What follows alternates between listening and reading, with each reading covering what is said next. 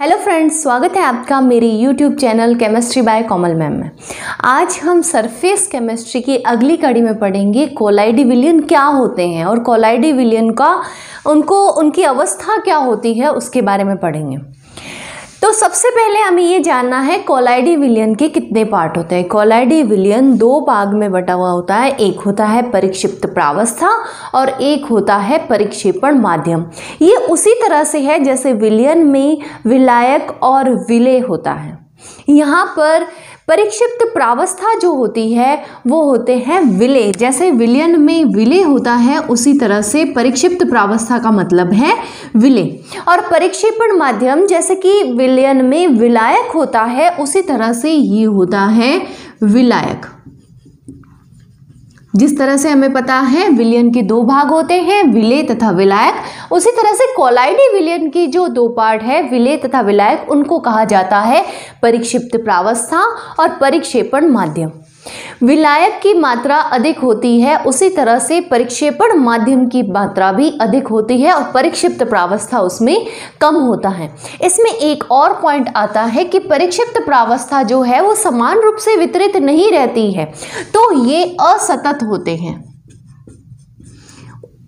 उसकी जगह पे अगर परिक्षेपण माध्यम हम पढ़े, परिक्षेपण माध्यम सतत होते हैं यानी कि पूरी तरह से समान रूप से वितरित होते हैं, तो ये है सतत। परिक्षिप्त प्रावस्था की अवस्था और परिक्षिप्त प्रावस्था की अवस्था और परिक्षेपण माध्यम की अवस्था के आधार पर कोलाइडी विलयन के कुछ नाम रखे गए हैं। ये एक विषमांगी तंत्र होता है। विषमांगी का मतलब ये समांगी आपस में पूरी तरह से मिक्स नहीं होते हैं, विषमांगी होते हैं। तो यहाँ पर कुछ 8 पॉइंट मैंने यहाँ पर लिखे हैं, ये ही कोलाइडी विलयन बनाते हैं। इसके अलावा यदि गैस को गैस में मिक्स किया जाता है तो वह एक समांगी विलयन बनता है, न कि विषमांगी विलयन। इसलिए इसमें गैस को ऐड नहीं किया गया है। यहाँ पर ये 8 पॉइंट है। ठोस में ठोस यानी कि परिक्षेपण माध्यम ठोस है और उसके अंदर जो कोलाइडी कण घुले हुए हैं, जो परिक्षिप्त प्रावस्था जो है वो भी ठोस है यानी ठोस में ठोस घुला हुआ है। परिक्षेपण माध्यम ठोस में द्रव घुला यानी कोलाइडी कण जो है वो है द्रव। ये जो बताते हैं परिक्षिप्त प्रावस्था, ये बताते हैं कोलाइडी कण को। फिर है ठोस में गैस यानी कि ठोस तो है उसका माध्यम ठोस है, जबकि गैस जो है वो उसमें कोलाइडी कण है। द्रव में ठोस, द्रव में गैस में ठोस और गैस में द्रव, ये है सारे विषमांगी तंत्र हो सकते हैं। जबकि गैस में जो गैस होता है वो एक समांगी तंत्र है यानी कि ये कोलाइडी विलयन नहीं बनाता है। अब हम इनके नाम देखते हैं कि इनके अनुसार इनके नाम क्या होते हैं। ठोस में यदि ठोस घुला हुआ है तो कोलाइडी विलयन का नाम हो जाएगा ठोस सॉल। कोलाइडी विलयन को एक तरह से सॉल भी कहा जाता है, तो यहाँ पर ये ठोस सॉल होगा। इसको एक और याद रखने के लिए, द्रव में यदि ठोस है तो इसे सिर्फ सॉल कहा जाएगा, ठोस में यदि ठोस है तो इसे ठोस सॉल कहा जाएगा, और यदि गैस में यदि ठोस है तो इसे एरोसोल कहा जाएगा। ठोस में ठोस का एग्जाम्पल है मिश्र धातुएं। जो धातुएं मिक्स होती हैं जैसे पीतल हमें डायरेक्ट नहीं प्राप्त होता है, उसमें दो धातुएं जो है वो मिक्सचर होता है उसका। तो मिश्र धातुएं जो जितनी भी होती हैं वो उदाहरण होती है ठोस में ठोस यानी कि ठोस सॉल कोलाइडी विलयन का।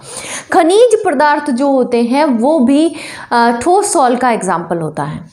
सेकेंड, यदि हम देखें ठोस में द्रव, इसे जेल कहा जाता है।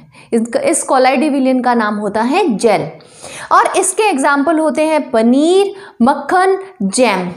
ये है ठोस में द्रव। ठोस होता है उसमें द्रव के कण घुले हुए रहते हैं। नेक्स्ट है ठोस में गैस। ठोस में गैस जिसे कहा जाता है ठोस सॉल, ये होता है ब्रेड। ब्रेड हमने देखा है ठोस होती है, लेकिन उसके अंदर छोटे छोटे छिद्र होते हैं जिसमें कि गैस भरी हुई होती है, यानी कि ये हो जाता है ठोस में गैस का एग्जाम्पल। एक बहुत अच्छा एग्जाम्पल है राम नाम पत्थर। राम नाम पत्थर एक ऐसा पत्थर था जो समुद्र में तैर सकता था। वो इसलिए तैर सकता था क्योंकि वो छिद्रित पत्थर था, यानी कि उसमें बहुत सारे छेद थे और छेद की वजह से उसमें गैस भरी होती थी और गैस भरी होने के कारण वो जल में डूबता नहीं था और ऊपर तैर कर आता। इसी से राम नाम सेतु भी बना।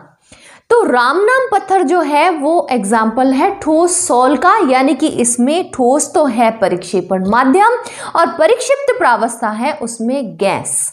ये एग्जाम्पल है ठोस सॉल का। फिर आता है द्रव में ठोस। द्रव में ठोस को कहा जाता है सॉल। द्रव में ठोस जो है जैसे कि gold sol, silver sol, paint, यानी कि द्रव में किसी भी ठोस का सॉल बनाना, वो द्रव में ठोस का सॉल हो जाता है। तो ये एग्जाम्पल आएगा गोल्ड सॉल, सिल्वर सॉल, जैसे सोने का पानी, चांदी का पानी, कई ऐसे जेवरात गहने आते हैं जिस पर सोने का पानी चढ़ा हुआ रहता है। तो ये पानी जो होता है वो एग्जाम्पल होता है सॉल का और इसमें द्रव में ठोस होता है। फिर देखें हम द्रव में द्रव। द्रव में द्रव को कहा जाता है पायस। इसका दूसरा नाम होता है इमल्सन। इसके एग्जाम्पल होते हैं दूध। दूध का मतलब है पानी में घी मिला हुआ या पानी में ऑयल मिक्स होया हुआ। तो ये होता है दूध। पानी और ऑयल ये दोनों ही द्रव है, यानी कि ये द्रव में द्रव है। परिक्षेपण माध्यम भी द्रव है और परिक्षिप्त प्रावस्था भी द्रव है। द्रव में द्रव यानी कि इमल्सन। दवाई भी कई तरह की ऐसी दवाई, लिक्विड दवाइयाँ आती हैं, वो भी पायस कहलाती हैं, इमल्शन कहलाती हैं। नेक्स्ट आता है इसमें द्रव में गैस। द्रव में गैस, जैसे हम पानी में साबुन घोलते हैं तो उसमें बहुत सारे झाग आ जाते हैं, तो द्रव में जो बुलबुले बन जाते हैं झाग के, तो उसमें वो द्रव में गैस हो जाती है, यानी कि फोम या झाग इसको कहा जाता है, जैसे सोडा वाटर या साबुन के झाग। द्रव में गैस। नेक्स्ट है गैस में ठोस। गैस में ठोस। गैस में ठोस का एग्जाम्पल इसको कहा जाता है एरोसोल। ये एरोसोल टाइप का कोलाइडी विलयन होता है और इसका एग्जाम्पल होता है धुआं। धुएं में क्या होता है? गैस में ठोस, यानी कि गैस है, हमारे चारों तरफ गैसें हैं। अगर इसमें रेत के कण घुल जाते हैं, यानी कि रेत के कण हमें अगर दिखाई देते हैं, तो वो रेत के कण जो है वो ठोस है, लेकिन इसका परिक्षेपण माध्यम जो है वो है वायु, यानी गैस। गैस में ठोस, इसका एग्जाम्पल है धुआं। फिर हम देखते हैं गैस में द्रव। गैस में द्रव इसे भी कहा जाता है एरोसोल। इसका एग्जाम्पल होता है कोहरा या बादल। सर्दियों के मौसम में हम देखते हैं सुबह सुबह बहुत कोहरा होता है। कोहरा अगर हम देखें, जो पत्ते होते हैं उन पर छोटी छोटी बूंदें हमें दिखाई देती है सुबह सुबह में, तो ये जो होते हैं ये गैस में द्रव, यानी कि परिक्षेपण माध्यम वायु है, गैस है, और छोटी छोटी पानी की बूंदें जो हैं वो परिक्षिप्त प्रावस्था है, यानी कि कोलाइडी कण है। तो ये कोलाइडी विलयन कहलाते हैं एरोसोल। बादल भी इसी का एग्जाम्पल है। बादल एक गैस का होता है, गैस से बना हुआ है, लेकिन उसमें पानी के द्रव के छोटे छोटे कण होते हैं जो कि कोलाइडी विलयन होता है, और ये भी इसी का ही एग्जाम्पल है।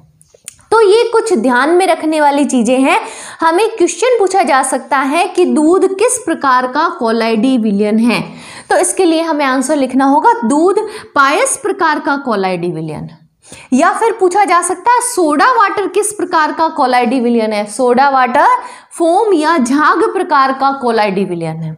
या फिर हमें पूछ सकते हैं पनीर या मक्खन किस प्रकार के कोलाइडी विलयन है। पनीर या मक्खन किस प्रकार के कोलाइडी विलयन है? जेल प्रकार के। राम नाम पत्थर किस प्रकार का कोलाइडी विलयन है? ठोस सॉल, यानी कि इसमें परिक्षिप्त प्रावस्था और परिक्षेपण माध्यम क्या है, ये भी क्वेश्चन पूछा जा सकता है। तो इस तरह के क्वेश्चन एग्जाम में पूछे जाते हैं और ये 1 नंबर के क्वेश्चन में आता है, तो ये भी आपको पढ़ना जरूरी है।